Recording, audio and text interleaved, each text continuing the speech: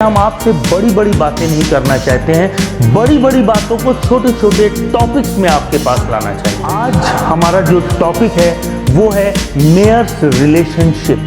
तो आज हम लोग पढ़ेंगे अगली चीज जीरोथ लॉ। जैसे आप फेसबुक पे करते हैं, ट्विटर पे करते हैं, हम आपके दोस्त, तो आपके सारे दोस्त हमारे दोस्त, मेरे सारे दोस्त आपके दोस्त। ये क्या है? Zeroth law.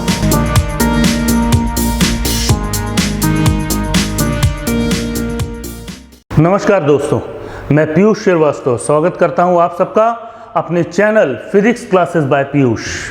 इस चैनल का एक उद्देश्य है, उद्देश्य यह है कि हम आपसे बड़ी बड़ी बातें नहीं करना चाहते हैं, बड़ी बड़ी बातों को छोटे छोटे टॉपिक्स में आपके पास लाना चाहते हैं, ठीक है ना। तो आज हमारा जो टॉपिक है वो है मेयर्स रिलेशनशिप। ठीक, ध्यान से देखिएगा बच्चों।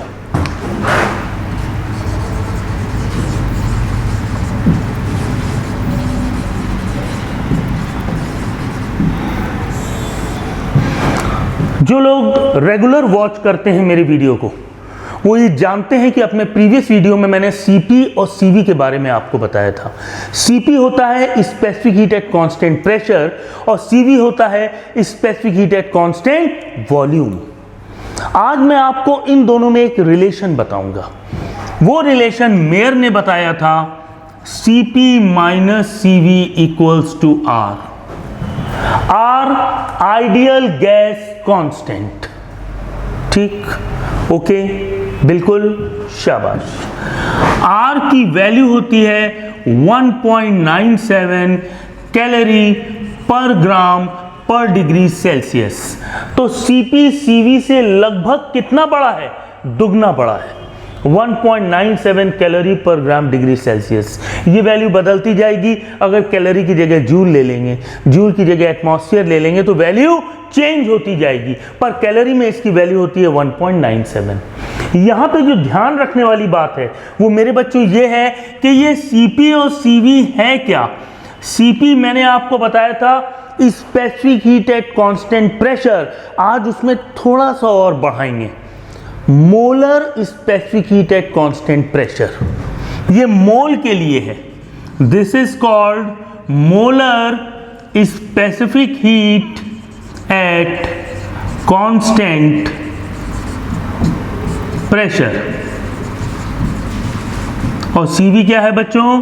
सीवी है molar specific heat at constant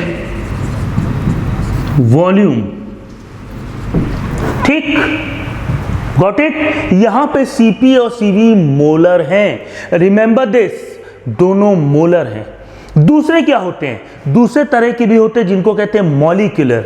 molecular CP और सीवी को स्मॉल अल्फाबेट से लिखते हैं, सीपी माइनस सीवी, लेकिन वो तब आर नहीं होता है, आर अपॉन मॉलिक्यूलर वेट हो जाता है। इसको कहेंगे मॉलिक्यूलर वेट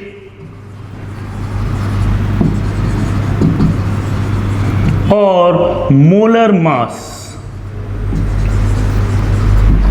तो हमने ये जाना सीपी और सीवी दो तरह के होते हैं।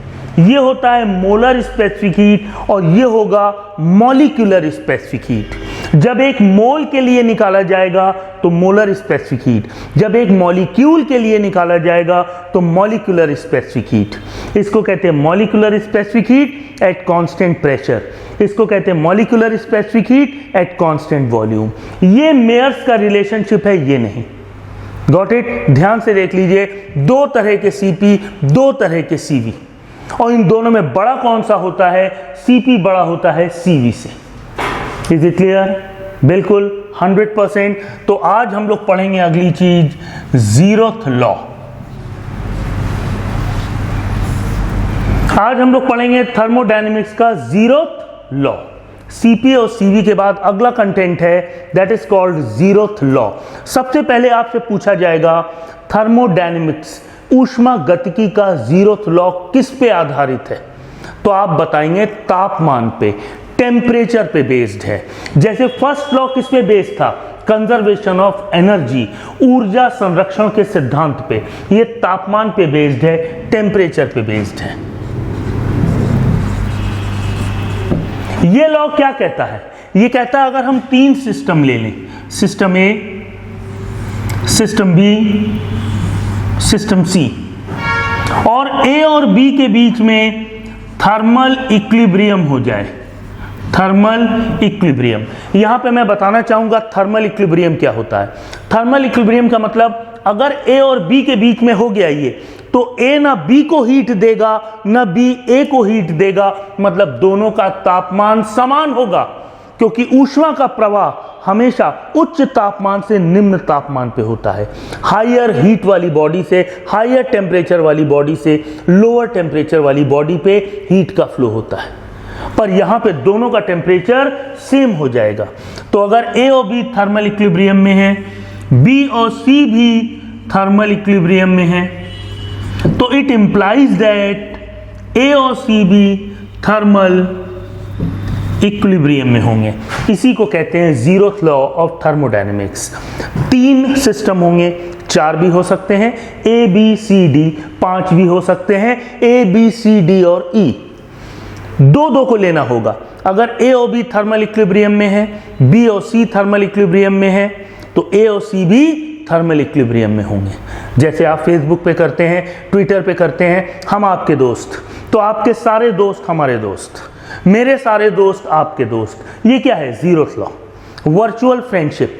उसी तरह यहां होता है, अगर ए और बी के बीच में तापमान समान है, टेम्परेचर सेम है, तभी ये थर्मल इक्विलिब्रियम में। बी और सी में टेम्परेचर सेम है, तभी ये थर्मल इक्विलिब्रियम में। तो ए और सी का भी टेम्परेचर सेम हो जाएगा। इसीलिए जीरोथ लॉ किस पे बेस्ड होता है? टेम्परेचर पे बेस्ड होता है। ध्यान से देखें, हम लोग ने पढ़ा मेयर्स रिलेशनशिप, यहां पढ़ा जीरोथ लॉ, और अब हम लोग तीसरी चीज पढ़ने जा रहे हैं इस वीडियो में, दैट इज कॉल्ड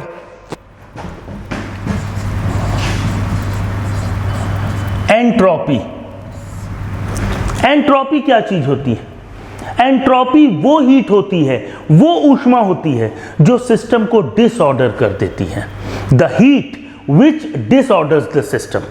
ठीक, ये सिस्टम को क्या करती है? वो वाली हीट जो सिस्टम को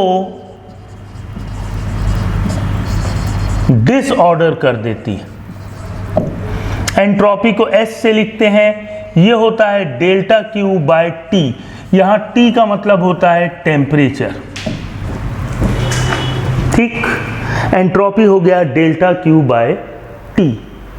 ये देखिए, अब क्यू का फॉर्मूला आप पढ़ चुके हैं, N C P delta T अगर क्यू पी कहा जाए, और अगर क्यू वी कहा जाए तो N C V delta T. कभी कभी मेरे बच्चों ये दोनों ही फॉर्मूला नहीं लगता, क्योंकि तब उस सिस्टम की स्टेट बदल रही होती है। ये दोनों फॉर्मूले तब लगते हैं जब स्टेट चेंज ना हो, लेकिन अगर स्टेट चेंज होगी तो Q बराबर ml लगेगा, जहां L को कहते हैं लेटेंट हीट। इसके बारे में विस्तार से अपने अगले लेक्चर में मैं आपको बताऊंगा। तब तक के लिए thank you, bye bye, take care of yourself, thank you.